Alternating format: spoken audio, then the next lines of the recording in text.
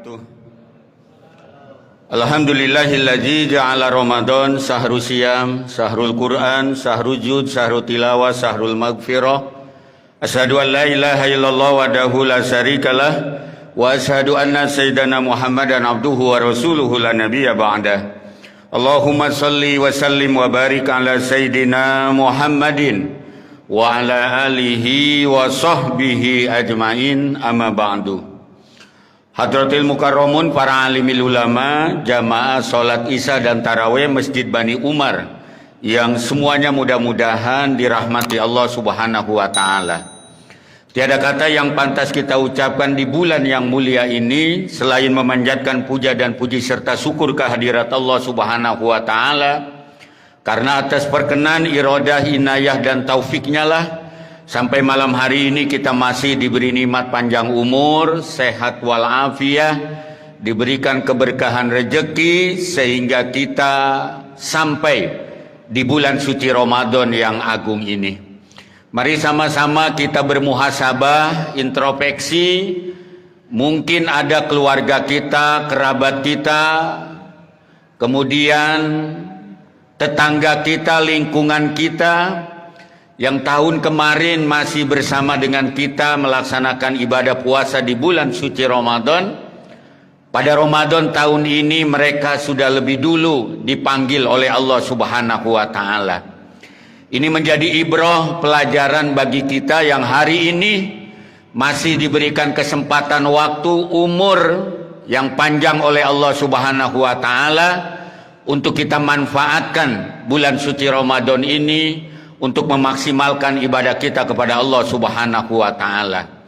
Salawat serta salam semoga senantiasa dilimpahkan kepada panutan kita Nabi besar Muhammad sallallahu alaihi wasallam beserta seluruh keluarganya, para sahabatnya, dan mudah-mudahan kepada kita semua kelak mendapat syafaatnya di hari kiamah. Amin ya rabbal alamin. Jamaah sholat isya dan tarawih yang dirahmati Allah, pada kultum malam hari ini yang sangat singkat ini, saya ingin menyampaikan beberapa amaliyah yang harus kita laksanakan di bulan suci Ramadan yang agung ini. Dan kalau bisa jangan ditinggalkan amaliyah-amaliyah ini. Yang pertama, amaliyah yang paling utama di bulan suci Ramadan ini adalah berpuasa secara penuh di bulan suci Ramadan. Jadi kalau di ranking yang paling pertama itu puasanya dulu. Dalam Islam setiap muslim yang sudah bakil balik, yang mukallaf, yang memiliki kemampuan, ya, tidak ada uzur syar'i yang harus ia tinggalkan dalam berpuasa ini. Jangan coba-coba untuk tidak berpuasa di bulan suci Ramadan ini. Jadi kalau kita akal masih sehat, kita orang muslim, punya kemampuan, tidak ada uzur syar'i yang membolehkan kita untuk berbuka tidak puasa di bulan suci Ramadan, maka tidak ada alasan bagi seorang muslim untuk tidak berpuasa di bulan suci Ramadan ini. Karena ini amaliyah yang paling utama. Makanya Nabi selalu mengingatkan barang siapa yang meninggalkan tidak berpuasa di bulan suci Ramadan ini, dia tidak akan mampu menggantikan meskipun dengan cara ia berpuasa 1000 tahun lamanya. Bahkan dia tidak akan mampu untuk menutup murkanya Allah Subhanahu wa Ta'ala kalau ada orang muslim secara sengaja berbuka dan tidak berpuasa di bulan suci Ramadan ini. Jadi memang ada uzur syar'i yang membolehkan kelompok-kelompok yang dapat rukhsah untuk tidak berpuasa, ya orang hamil, ibu hamil, menyusui, orang gila, melahirkan, musafir, lansia yang sudah tidak memiliki lagi kekuatan untuk berpuasa. Dan ada kelompok-kelompok yang memang diperbolehkan. Tapi di luar itu tidak ada alasan, Pak, bagi seorang muslim untuk secara sengaja berbuka dan tidak berpuasa di bulan suci Ramadan ini. Ini yang harus menjadi perhatian kita bersama. Karena memang ini yang paling utama sekali, memasuki bulan suci Ramadan dengan cara berpuasa penuh di dalamnya selama 1 bulan penuh. Jadi gampangnya Kalau ada jamaah bapak-bapak, kita lihat akalnya masih sehat, badannya keker kuat, dia muslim, lalu ngerokok, makan minum siang hari di bulan Ramadan, tinggal bapak juluki aja, mungkin dia lagi hamil. Kalau lagi nggak hamil, mungkin dia lagi menyusui, lagi netein kali itu. Kalau nggak, mungkin akalnya hilang tuh orang gila, atau lagi musafir, atau memang orang tua renta yang udah nggak lagi punya kemampuan, kekuatan untuk berpuasa. Jadi makanya hati-hati para jamaah yang dirahmati Allah. Jangan sekali-kali menantang Allah di bulan suci Ramadan ini dengan secara sengaja berbuka, makan, minum, merokok dan lain sebagainya di siang hari di bulan suci Ramadan tanpa ada ujur syar'i yang diperbolehkan dalam ajaran Islam. Hadirin jamaah sholat tarawih yang dirahmati Allah. Yang kedua, tentu di samping berpuasa amalia yang harus kita laksanakan dan kalau bisa jangan ditinggalkan adalah qiyamul lail, yaitu sholat tarawih. Meskipun sebagian ulama berbeda pendapat membedakan antara sholat tarawih qiyamul lail dengan tahajud, tapi dalam hadis selalu disebutkan man qoma ramadhana imanan wahtisaban ghufira lahu ma taqaddama min janbi.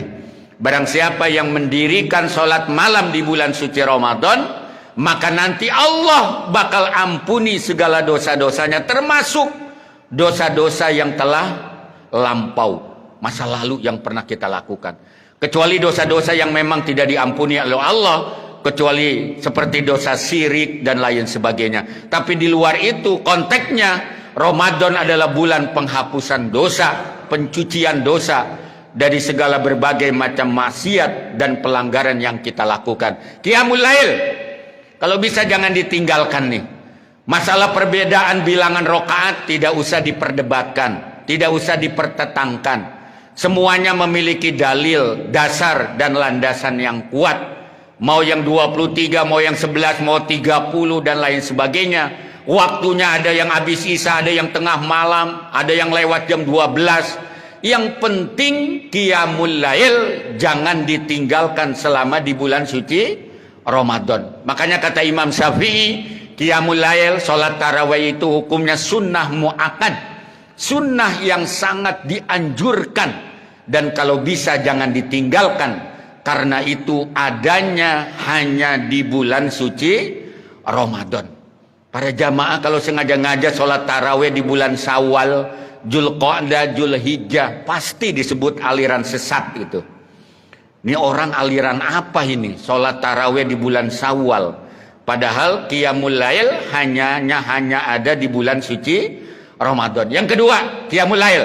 Nih jamaah saya titip, jangan sekali-kali menganggap enteng, meremehkan, meninggalkan sholat tarawih selama di bulan suci Ramadan. Yang ketiga adalah tilawatil Quran. Makanya bulan suci Ramadan disebut sebagai Syahrul Quran, bulan diturunkannya Al-Quran. Syahrul Ramadan alladzi unzila fihil Quran. Di bulan Ramadan inilah diturunkannya Al-Quran. Oleh karena itu perbanyaklah tilawatil Quran, perbanyaklah khataman Al-Quran. Kalau bisa kita lakukan, kita barengi dengan mempelajari isi kandungan Al-Quran, terjemahnya, maknanya, hukum-hukum yang ada di dalamnya. Karena inilah bulan kemuliaan, mulianya karena diturunkannya kitab suci Al-Quran. Bahkan kalau Bapak Ibu para jamaah baca, kalau membaca doa khotmil Quran, di sana luar biasa Pak. Setiap huruf dalam Al-Quran itu mendatangkan keberkahan dan kasih sayang Allah Subhanahu wa ta'ala. Lihat di doa khotmil Quran, Allahumma ja'alna bikulli alfim minal alifi ulfah. Ya Allah, jadikanlah setiap huruf alif yang ada di Al-Quran ini ulfah, sebagai turunnya kasih sayangmu. Wa minal babil barokah. Ya Allah, jadikanlah setiap huruf ba yang kita baca di Al-Quran ini barokah, turunnya keberkahanmu ya Allah. Segitu banyaknya huruf-huruf yang ada dalam Al-Quran itu ternyata luar biasa, mendatangkan keberkahan, kasih sayang dan berbagai macam karunia-Nya Allah Subhanahu wa ta'ala. Oleh karena itu jangan sampai Ramadan kita lewatkan begitu saja tanpa dibarengi dengan giat tilawatil Quran, tadarus Al-Quran, hataman Al-Quran. Karena ini bulan di mana diturunkan Al-Quran, dan yang menyebabkan mulianya bulan Ramadan itu salah satunya adalah diturunkannya Al-Quran di bulan ini. Jamaah hadirin sidang sholat Isya dan Tarawih yang dirahmati Allah, selanjutnya adalah memperbanyak ataupun mengeluarkan zakat, infak, dan sodakoh. Silakan nanti zakat fitrah hukumnya boleh min awali Ramadan, tapi yang lebih afdol kewajibannya itu pada saat malam takbiran. Silakan mau dari awal kita keluarkan zakat fitrah, panitia sudah membentuk UVJ, silakan. Tapi kalau mau nyari afdol, keutamaan, zakat fitrah, zakat badan, zakat diri ini dikeluarkannya pada saat malam takbiran. Silakan, tidak usah berdebat masalah hukum. Mau pakai beras apa mau pakai uang silakan. Karena memang terjadi perbedaan pendapat di antara para ulama. Yang penting jangan sampai kita kebablasan tidak mengeluarkan zakat fitrah, zakat badan kita yang akan membersihkan diri kita, gara-gara kita sibuk belanja menyambut datangnya hari raya Idul Fitri. Baru ingat belum ngeluarin zakat pas pagi-pagi di tanggal 1 Syawal. Selagi belum selesai sholat Idul Fitrinya, silakan, masih ada kewajiban mengeluarkan zakat fitrah. Hadirin jamaah sholat Isya dan Tarawih yang dirahmati Allah, banyak sekali amaliyah-amaliyah yang harus kita lakukan sebetulnya. Yang terakhir saya bilang, ya, di antara amaliyah yang paling utama yang harus kita lakukan juga adalah senantiasa melaksanakan i'tikaf di bulan suci Ramadan. Itu juga sangat dianjurkan.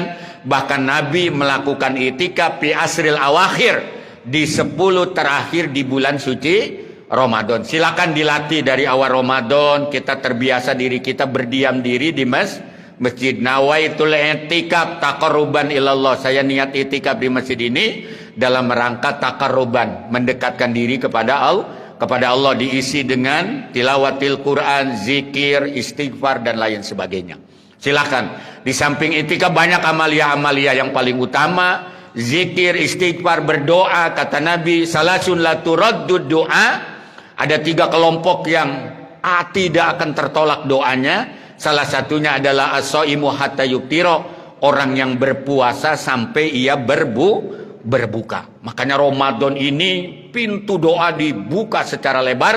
Silakan, kata Allah, ud'uni fastajib lakum. Silakan kau berdoa kepadaku, minta apa saja di bulan Ramadan ini, tentu aku akan mengabulkan dan akan mengijabah segala doa-doa yang kita panjatkan. Sayang, kesempatan Ramadan ini kalau kita lewatkan tanpa rintihan doa, permintaan, kita minta kepada Allah anak kita biar jadi anak yang soleh dan soleha, keturunan kita, keberkahan rezeki, keberkahan hidup, semuanya minta sama Allah. Karena ini adalah bulan dan waktu yang mustajab untuk kita berdoa kepada Allah Subhanahu wa ta'ala. Hadirin jamaah sholat Isya dan Tarawih yang dirahmati Allah, ini saja secara singkat amaliyah-amaliyah. Banyak sekali sebetulnya amaliyah-amaliyah yang harus kita laksanakan, kita lakukan, jangan sampai dilewatkan. Jangan sampai Ramadan ini kita telantarkan, apalagi kita isi dengan berbagai macam hal yang notabene tidak mendatangkan keberkahan dan karunia Allah Subhanahu wa ta'ala. Mudah-mudahan segala amaliyah kita di bulan suci Ramadan ini diterima oleh Allah Subhanahu wa ta'ala. Semoga kita diberikan kekuatan lahir dan batin untuk senantiasa berpuasa di bulan suci Ramadan, menghindari segala hal yang merusak ibadah puasa kita dan pahala puasa kita di bulan suci Ramadan, sehingga puasa yang kita lakukan menjadi puasa yang berkualitas, puasa yang bermutu, betul-betul puasa yang mendatangkan keridhaan dan keberkahan Allah Subhanahu wa ta'ala. Sekian dan demikian, wallahul muwafiq ila aqwamit thoriq wal afu minkum. Wassalamualaikum warahmatullahi wabarakatuh.